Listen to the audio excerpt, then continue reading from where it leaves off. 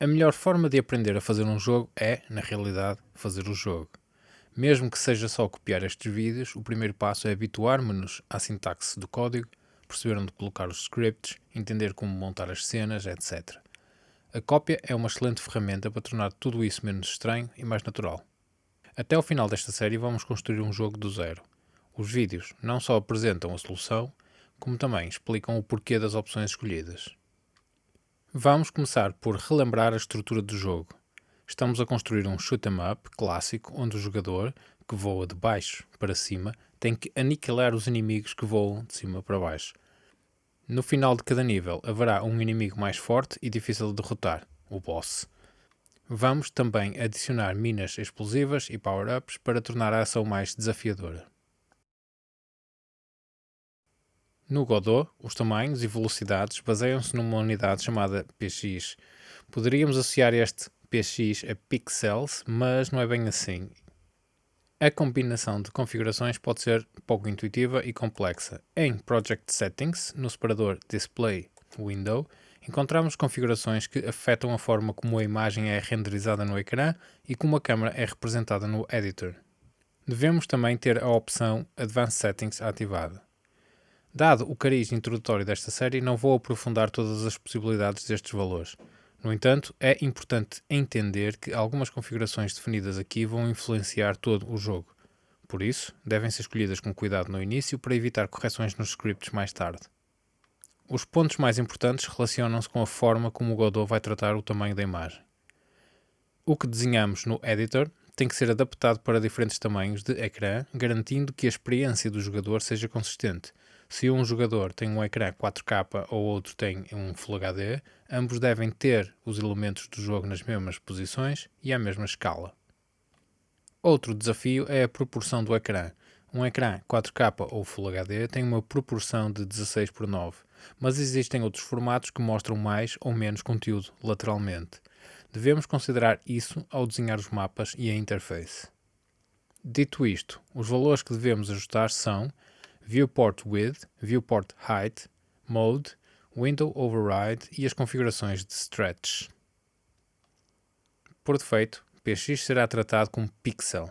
Vamos definir valores para um formato 16:9 comum, como Full HD.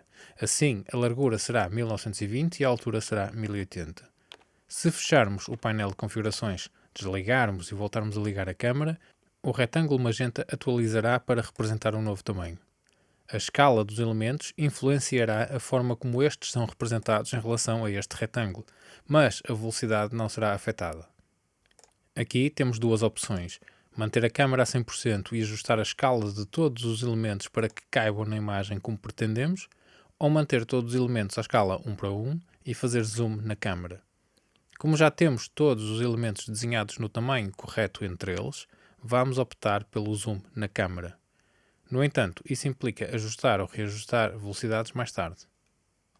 De volta ao Project Settings, vamos definir os outros valores. Como o viewport tem quase o tamanho de um ecrã comum, e isso pode dificultar a programação, vamos programar e testar o jogo numa janela menor que o ecrã. Neste caso, configuramos 960 por 540 no Window Override. Isto é metade do Full HD. No entanto, isso cortaria a imagem representada. O que queremos é que a renderização seja reduzida para este tamanho. Para isso, em Stretch, configuramos o modo Canvas Items e o Aspect para Keep. Após fechar o painel, sabemos que o que estamos a ver será exatamente o que o jogador verá noutro computador com um tamanho de ecrã diferente. Como mencionado anteriormente, o player é composto por um corpo e tem canhões que disparam lasers. Vamos começar por construir estes elementos, mas antes, e porque temos de controlá-los, vamos configurar o Input Map.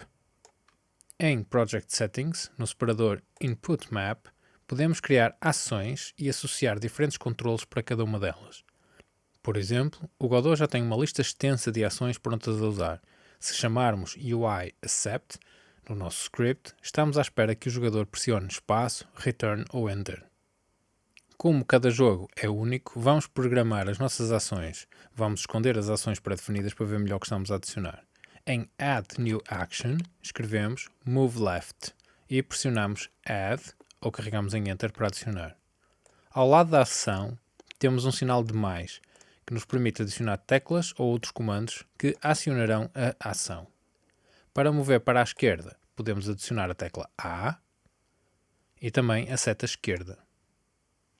Se no script do player alterarmos o if statement responsável pelo movimento para a esquerda por input is action pressed move left, estamos a dizer ao script para executar a ação move left em vez da tecla A especificamente.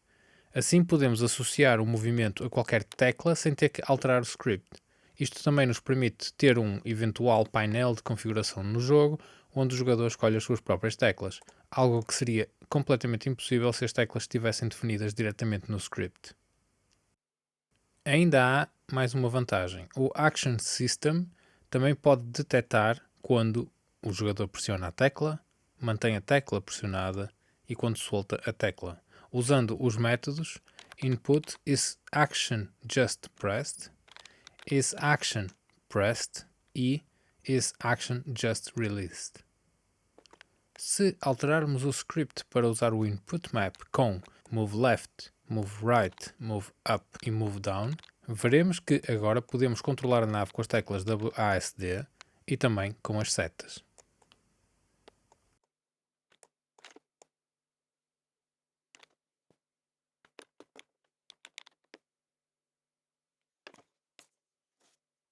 Mas o Input Map permite ainda mais.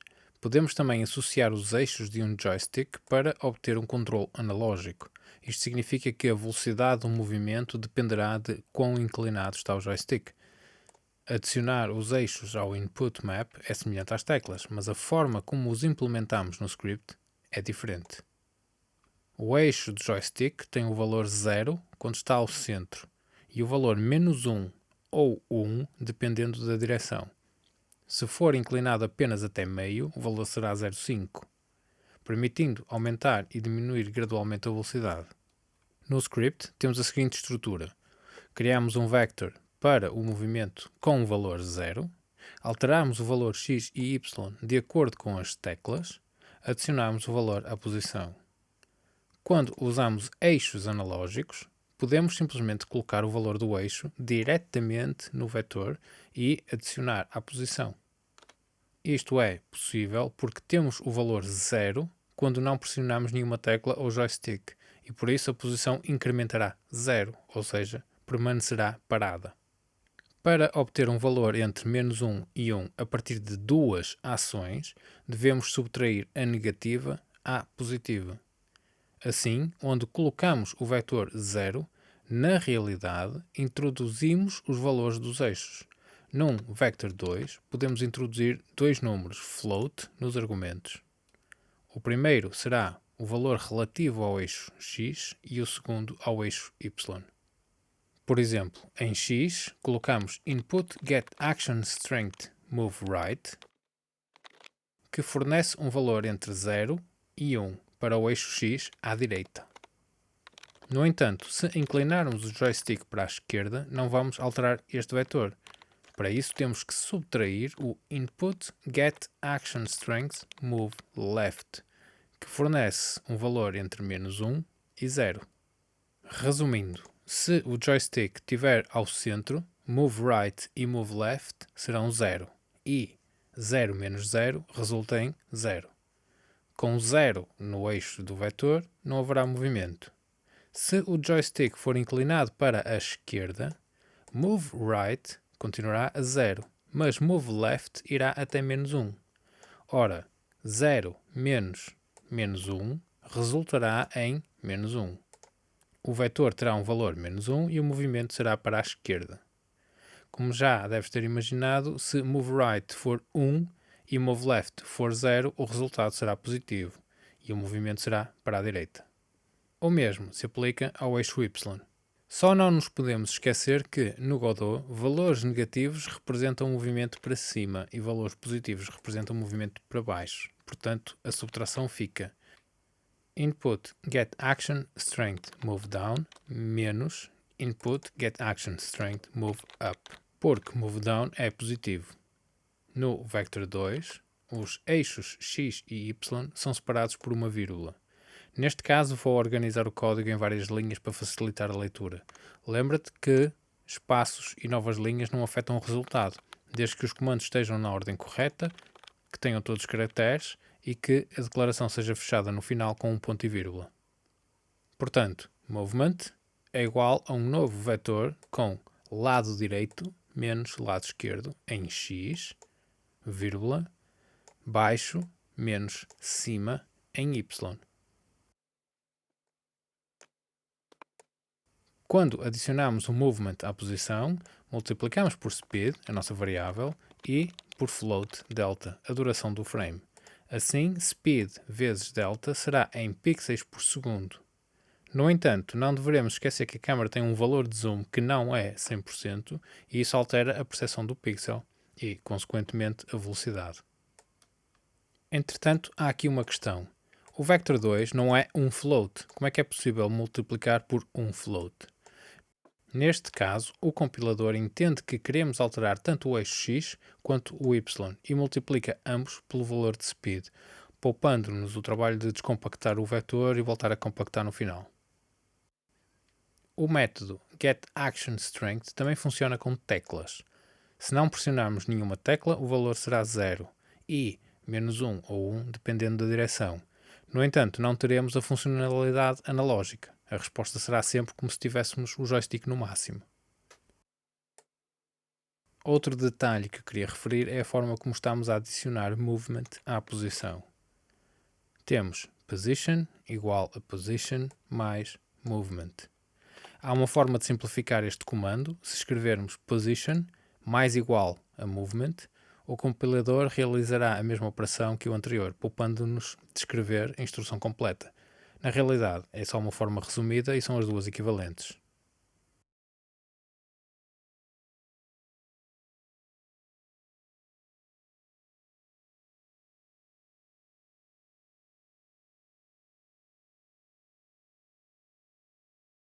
O laser é disparado pelo canhão.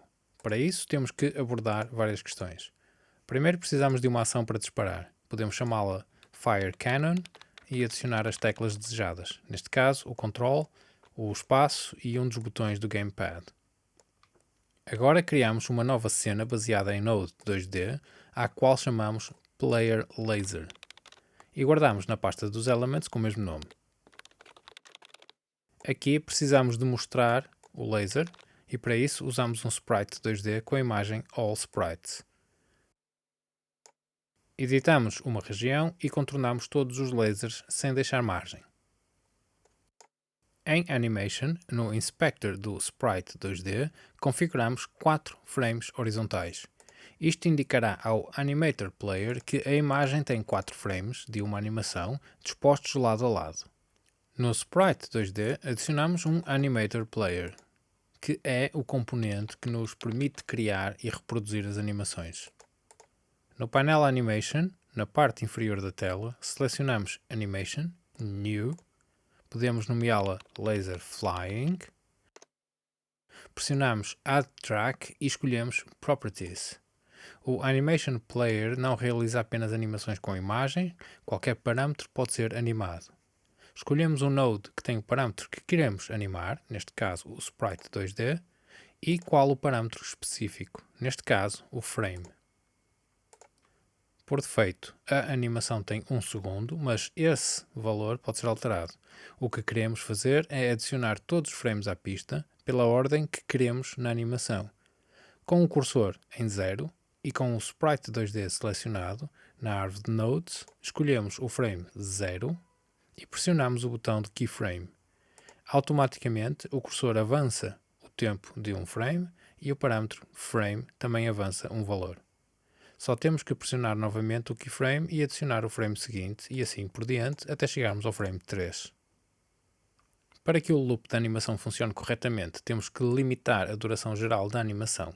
A lógica é imagem mais espaço até à seguinte. O último frame temos de deixar espaço para que o frame seja visível. O cursor estará em 0.4 e é esse o valor que colocamos na duração da animação. Ativamos também as opções Loop e Autoplay On Load. Se pressionarmos Play F6, veremos a animação a ser reproduzida. Guardamos a cena e criamos uma nova chamada Player Canon, também guardada na pasta Elements. O canhão não terá nenhuma imagem, será apenas um ponto, o ponto onde os lasers são instanciados. Para controlar isso, precisamos de um script. Criamos um script hereditário de Node 2D chamado Player Canon e adicionámo-lo ao node raiz do Canon. A funcionalidade deste script é simples. Quando pressionamos a tecla que ativa a ação Fire Cannon, uma cópia do laser é colocada no local onde está o canhão. Para isso, o script precisa de saber o que é o laser e qual a ação que o instanciará. Declaramos uma variável pública do tipo PactScene chamada laser. Ela deve ter o atributo export para que possamos configurá-la no inspector. No método process, verificamos se a ação Fire Cannon foi ativada com um if. Se usarmos input is action just pressed Fire Laser, conseguimos detectar quando a ação é ativada. Para instanciar o laser, seguimos 3 passos. Primeiro, criamos uma variável para guardar um novo elemento e, ao mesmo tempo, instanciamos o elemento nessa variável. Reparem que var é um tipo de genérico e, ao instanciar o laser, definimos o tipo Node 2D. A seguir, damos uma localização ao novo elemento. Aqui usamos a variável que criamos como referência ao elemento instanciado. This refere-se ao node onde o script está. Como o script está no canhão, a global position será a do canhão. Por fim, adicionámo-lo à árvore do jogo para que seja visível. Este comando procura a raiz da árvore da cena em questão, que é o level 1, e associa o novo elemento a esse node. Isto é crucial porque queremos que o laser não esteja ligado ao canhão. Caso contrário, o laser mover-se-ia com o canhão de um lado para o outro quando o jogador se movesse.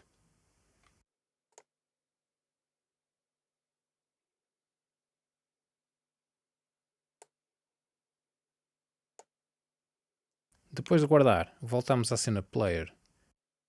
Aqui colocamos a cena Player Canon na ponta do canhão. Podemos duplicar e arrastar ou simplesmente adicionar mais canhões. O objetivo é ter 4 canhões na nave do jogador. Se guardarmos e iniciarmos o jogo, veremos que, ao carregar no espaço, os lasers são instanciados nos canhões. No entanto, ainda há 3 detalhes a resolver. Primeiro, os lasers aparecem por cima da nave e deviam aparecer por baixo, para parecer que vêm de dentro dos canhões. Segundo, os lasers têm de se mover para cima. E por último, têm de ser eliminados após saírem do ecrã para não sobrecarregar o processamento do jogo. Para corrigir o problema de aparecerem por cima, vamos ao inspector do sprite 2D do jogador e garantimos que z-index em ordering está a 0.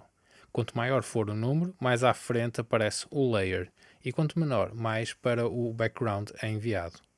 Assim, o jogador fica a 0 e o laser a -1, logo atrás do jogador.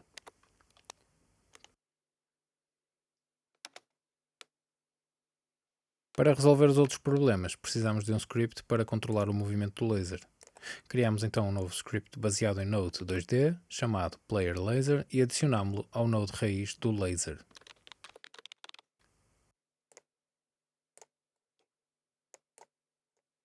Declaramos uma variável para a velocidade e outra para o vetor que indica a direção.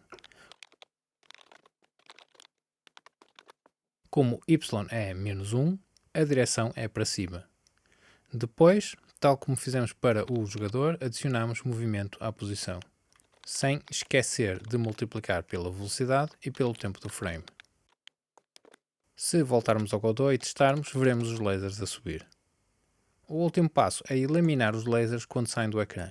Para isso, usamos o node Visible On Screen Notifier 2D para informar o nosso script quando o elemento sai do ecrã. Este node usa um recurso do Godot chamado Signals. Signals são mensagens especiais emitidas por nodes quando ocorrem certos eventos. Muitos nodes no Godot têm signals pré-definidos, mas também podemos definir os nossos próprios signals. Falaremos sobre a criação de signals noutro vídeo. Por agora, o importante é que o Visible On-Screen Notifier 2D emitirá um sinal chamado Screen Exited, assim que detectar que o elemento saiu do ecrã. Queremos ouvir esse signal e, ao recebê-lo, remover o laser. Para isso, adicionamos o node Visible On-Screen Notifier 2D ao node raiz do laser. No script do laser incluímos public void remove element, abrir e fechar parênteses, abrir chavetas, queue free, abrir e fechar parênteses, ponto e vírgula. E no método ready adicionamos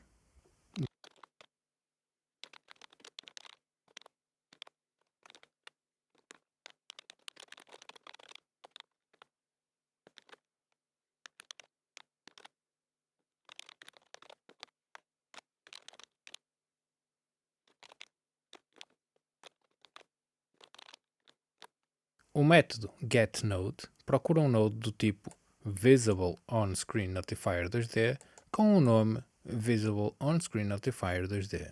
O método connect é então chamado dentro desse node. Connect espera dois argumentos, o nome do sinal e um callable, que referencia o método a ser chamado. A classe callable é uma forma do Godot garantir que o método especificado exista e possa ser chamado. O que estamos realmente a fazer é conectar o signal screenExited ao nosso método que remove o laser.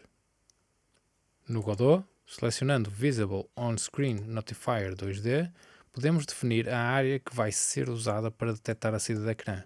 Asseguramos que cobre todo o laser para que o mesmo não desapareça ainda visível no ecrã. Gravamos e corremos em F5. Aparentemente está a funcionar, mas se quisermos ter a certeza, podemos puxar a caixa de verificação um bocadinho mais para cima e veremos os lasers a desaparecer ainda dentro do ecrã. Se estiver tudo a funcionar, podemos recolocar a caixa no sítio e gravar. Copia integralmente o conteúdo desta aula e cria os elementos Alien Cannon e Alien Laser. Cria os scripts necessários para que o Alien Laser se mova para baixo e desapareça quando sai do ecrã, e para que o Alien Cannon dispare automaticamente lasers de meio em meio segundo.